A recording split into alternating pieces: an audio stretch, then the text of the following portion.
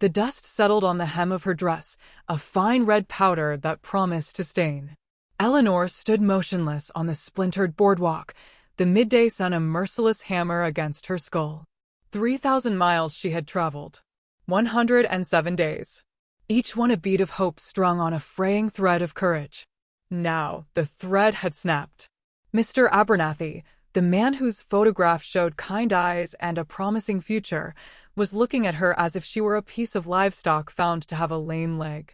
His words, delivered in a low, mortified hiss so the town loafer on the saloon steps wouldn't overhear, still echoed in the hollow space behind her ribs. "You're smaller than your picture suggested. And plainer. Plainer." The word was a stone, smooth and heavy, dropped into the well of her soul. She had known, of course. She had always known she was not a beauty. Her value was meant to lie in her willingness to work, her steady hands, her quiet nature. These were the things she had offered in her letters. He had offered a home. It seemed the bargain was invalid.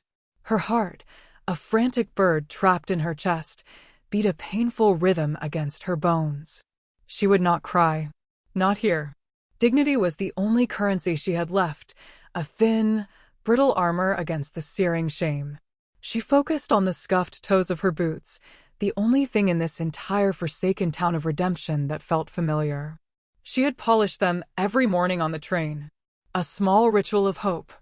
The irony was a bitter taste on her tongue. A shadow fell over her. Long and cool, it was an immediate relief from the sun's glare. She did not look up.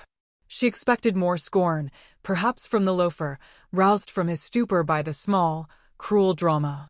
"Ma'am," the voice was not what she expected. It was deep, a low rumble like distant thunder. It did not mock. It simply stated. Eleanor forced her chin up. The man was tall, broader than the doorway he had just stepped through. A silver star was pinned to his vest, tarnished with dust, but catching the light. The sheriff. His face was all harsh lines and angles, weathered by sun and wind, but his eyes were a startling, clear gray, like a winter sky. They held no pity. For that, she was profoundly grateful. Pity would have undone her completely. "Sheriff Thorne," he said. It wasn't a question. Behind her, Mr. Abernathy shuffled his feet. "Just a misunderstanding, Sheriff. This lady seems to have the wrong impression." Thorne's gaze did not leave Eleanor's face. It was an unervingly steady regard, as if he were cataloging every flicker of emotion she fought to conceal. He seemed to smell the humiliation rolling off her in waves, the acrid scent of shattered dreams. "Is that so?" The words were spoken to Abernathy, but the question was for her. It was a lifeline thrown into the abyss. She had only to take it. But her throat was tight, her tongue a leaden weight in her mouth. She gave a single-minute shake of her head. A confession. A plea. The sheriff's jaw tightened. A muscle jumped along the sharp line of it. He took a step, placing himself partially between her and Abernathy. The movement was slight, almost imperceptible, but it shifted the entire dynamic of the dusty street. He was a bulwark. A wall. "Mr. Abernathy," Thorne said, his voice dropping even lower, losing its resonant warmth and taking on the sharp edge of chipped flint. "I believe the stage isn't due back for 3 days. Where did you intend for the lady to stay?" Abernathy sputtered, his face flushing a blotchy red. "That's hardly my concern. The arrangement, it's not suitable. She came here on your word. That makes her your concern." Thorne's stillness was more menacing than any overt threat. He stood rooted to the earth, a great, unmovable stone. "And now it makes her mine." He finally turned his head, his gray eyes pinning Abernathy in place. "Go home, Abernathy, before you give me cause to find a cell for you." The storekeeper deflated, his bluster vanishing like a puff of smoke. He cast one last, venomous look at Eleanor before scurrying away, his footsteps kicking up little clouds of red dust. Gone. Just like that. The silence he left behind was immense. Eleanor felt her knees tremble, the rigid control she held over herself beginning to fray. The sheriff turned back to her. The intensity in his eyes had softened, but the steadiness remained. "There's no boarding house fit to take you in," he said, his voice returning to its calmer timbre. "You can have a room at my place." Until the stage comes. Hope. It was a treacherous, foolish thing. A weed that grew in the most barren soil. She tried to crush it before it could take root. He was a stranger. A man of authority in a town that had already proven hostile. But the alternative was unthinkable. Sleeping in an alley. Begging. The armor of her dignity cracked. "I have no money to pay you," she whispered, the words scratching her throat.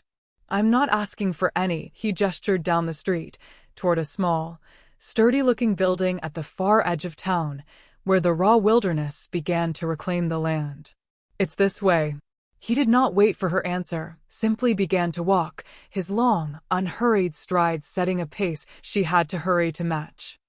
Her valise, which had felt so light when filled with anticipation, was now a leaden weight, banging against her leg with every step.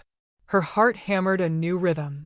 Not of panic, but of a deep, uncertain dread mixed with a fragile, terrifying gratitude. She was following a wolf away from the fold, and she did not know if he was leading her to a den or a slaughter. The walk was silent.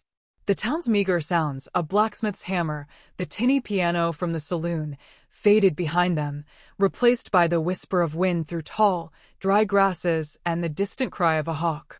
The air grew cooler, cleaner. It smelled of pine and damp earth, a scent that seemed to cling to the sheriff himself. He walked with a preternatural grace, his boots making almost no sound on the packed dirt road. His house was set apart, nestled against a stand of dark pines that loomed like silent sentinels. It was made of dark, solid logs, with a stone chimney from which a thin curl of smoke drifted into the vast, blue sky. It was not a house that belonged to the town. It belonged to the forest. He pushed the door open without a key and stood aside to let her enter. The interior was dim and cool. It consisted of one large room, meticulously clean and sparsely furnished. A stone hearth dominated one wall, a low fire crackling within despite the day's heat. A simple wooden table and 2 chairs stood in the center. A narrow door led to what she presumed was the bedroom. The air smelled of wood smoke, leather, and something else, something wild and clean, like the forest after a storm. He gestured toward the table. "Sit. I'll get you some water." Eleanor lowered herself onto one of the chairs, her body aching with a weariness that went far beyond the long journey. She placed her valise on the floor beside her, a final, tangible piece of her old life. He moved to a pump in the corner, his movements economical and sure. The sound of the handle creaking and the splash of water into a tin cup was the only noise in the room. He set the cup on the table in front of her. His hand was large and calloused, the knuckles scarred, but his motion was gentle. Her own hands were trembling as she reached for it. She saw the tremor and curled her fingers into a fist in her lap, ashamed of the weakness. He saw it too, but he said nothing. He turned away, giving her a moment of privacy, and began to stir the contents of a pot hanging over the fire. The scent of rabbit stew, rich with herbs, filled the small space. Hunger, sharp and sudden, coiled in her belly. "It's not much," he said, his back still to her. "But it's hot." The simple kindness was a physical blow. After Abernathy's casual cruelty, this man's quiet consideration was a threat to the dam she had built around her emotions. A single tear escaped, hot and treacherous, and tracked a clean path through the dust on her cheek. She swiped it away with the back of her hand, mortified. He ladled the stew into a wooden bowl and set it before her, along with a thick slice of dark bread. He did not sit opposite her but leaned against the mantelpiece, watching the fire as if to grant her the illusion of eating alone. Eleanor ate. The stew was savory, the meat tender. It was the first real food she had tasted in days, and it warmed her from the inside out, chasing away some of the deep, chilling dread. With every spoonful, a fraction of her strength returned. The frantic bird in her chest began to settle. When she was finished, she looked up at him. He was still staring into the flames, his profile stark and brooding in the firelight. The light caught in his eyes, and for a fleeting, impossible moment, they seemed to glow with a faint, internal luminescence, the color of old gold. She blinked, and it was gone. They were just gray again. A trick of the light. "Thank you," she said. Her voice was steadier now. He gave a slight nod, never taking his eyes from the fire. The room through there is yours. The bed is clean. She stood, her limbs feeling heavy. Sheriff. Thorn, he corrected, his voice soft. Just Thorn. Thorn, she repeated. I don't know how to repay you. At this, he finally looked at her. His gaze was so direct, so penetrating, that she felt stripped bare, her pathetic armor of dignity falling away to reveal the terrified, desperate woman beneath. There is nothing to repay, he said. His voice held a strange, rough-edged sincerity. No one should be left like that. Cast off. The words resonated with a pain so deep it seemed to come from his own experience. She saw a flicker of something in his eyes, a profound, ancient loneliness that mirrored her own. It was a startling, unwelcome connection. She had come here seeking a partnership, a life built on practicality and mutual need. She had not expected to find a shared desolation in the eyes of a stranger. She retreated to the room he had indicated. It was as sparse as the rest of the house, a narrow bed with a thick quilt, a small washstand with a pitcher and bowl, and a single window looking out not on the town, but on the dense, encroaching forest. The sun was beginning to set, casting long, distorted shadows that made the trees look like grasping fingers. She sat on the edge of the bed, the mattress rustling with the scent of dried pine needles. She could hear him moving in the other room, the soft thud of his boots on the wooden floor, the clink of the stew pot as he cleaned it. They were simple, domestic sounds, yet they felt alien in this wild place, with this wild man. Who was he? A sheriff who lived on the edge of civilization, more a part of the wilderness than the town he was meant to protect. A man whose eyes played tricks in the firelight and who spoke of being cast off with a chilling familiarity. As darkness consumed the sky, the sounds of the forest grew louder. The chirping of crickets was a deafening chorus, punctuated by the mournful hoot of an owl. And somewhere, far off but drawing nearer, a lone wolf howled. The sound was long and achingly sad. It raised the hairs on Eleanor's arms. From the other room, she heard a low sound, a rumble in Thorn's chest that was not quite a word, not quite a sigh. It sounded almost like an answer. She rose and went to the window, peering through the wavy glass.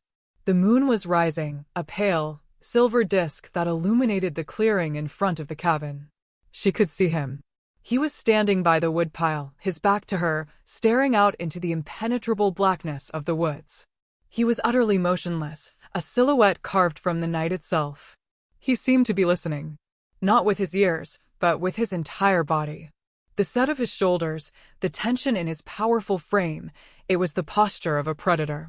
He belonged out here, in the moon-drenched darkness, far more than he belonged in the dusty streets of Redemption. The wolf howled again, closer this time. A shiver, primal and deep, traced its way down Eleanor's spine. Thorn's head lifted, and as if he could feel her gaze upon him, he slowly turned. Across the distance, through the imperfect glass, their eyes met. The moonlight struck his face, and this time there was no mistaking it. His eyes were not gray. They were molten gold, glowing with a fierce, untamed light that was not human. They were the eyes of the wolf. Her breath caught in her throat. A gasp, silent and sharp. He did not move. He simply watched her, his inhuman gaze pinning her in place, laying all his secrets bare in the pale, cold light of the moon. And Eleanor, who had traveled 3,000 miles in search of a safe harbor, realized she had just been rescued by the storm itself. The bird in her chest was no longer frantic. It was utterly, terrifyingly still, waiting to see if the wolf would offer a cage or a claw. And for the first time in 107 days, she felt a flicker not of hope, but of something far more dangerous, a profound and terrifying curiosity. She did not lower her gaze. She held it, a silent question passing between the outcast and the beast, under the vast, uncaring eye of the moon. The night was deep, and the forest was full of secrets, and she was in the very heart of them now. Her old life was over. A new one, wild and uncertain, was just beginning.